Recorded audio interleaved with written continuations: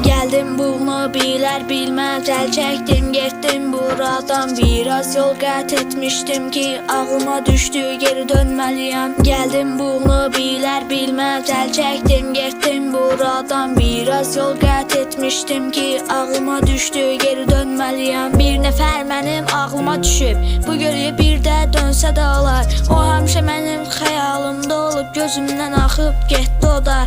Onun da heç bir ümidi yox. Gözlere geldim sözlerim yok. Onun da heç bir ümidi yok.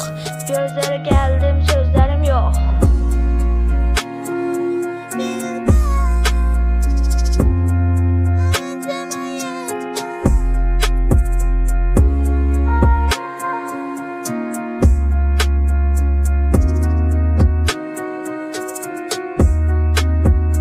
Gece sükut yavaşça addım atıram. Fikirlerim karışıp ama dayanmıram. Hayatım bir yol, bu yolda izlerim var. Her anım bir başlangıç, her anım yer. Gece sükut yavaşça addım atıram.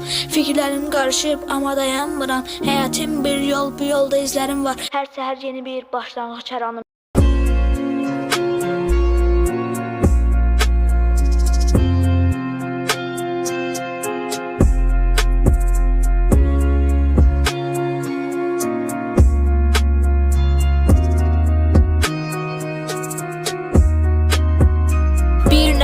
Mənim ağlıma düşüb bu geriyə bir də dönsə də olar. O həmişə mənim xəyalımda olub gözümdən axıb getdi o da.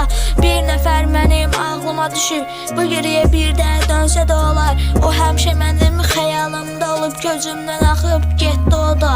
Gecə sükut yavaşça addım atıram. Fikirlərim qarışıb amma dayanmıram. Həyatım bir yol, bu yolda izlərim var. Hər səhər yeni bir başlanğıc, hər anım yer. Gecə sükut yavaşça addım atıram. Fikirlərim qarışıb ama dayanmıram. Hayatım bir yol, bu yolda izlerim var.